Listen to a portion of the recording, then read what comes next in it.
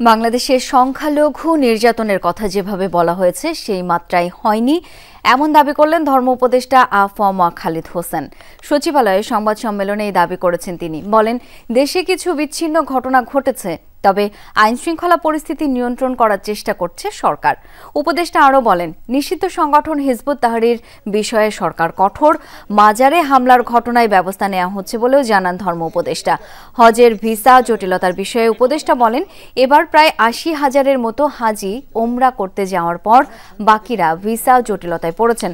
ধর্ম মন্ত্রণালয়ের পক্ষ থেকে যোগাযোগ করা হলে সৌদি সরকার এই সাময়িক অসুবিধার জন্য দুঃখ প্রকাশ করে ঈদের পর ভিসা পাওয়ার আশ্বাস দিয়েছে বলে জানিয়েছেন আ.ফ.ম. খালিদ হোসেন। আমরা তো বারবার এটা অস্বীকার করে আসছি যে এখানে পারসিকিউশন অফ মাইনরিটিস তারা বিদেশিরা যেভাবে বলছেন অথবা ফরেন মিডিয়া যেভাবে বলছেন সে মাত্রায় নয়। কিছু বিচ্ছিন্ন ঘটনা তো আছেই, তারপরেও আমরা অত্যন্ত সজাগ রয়েছি।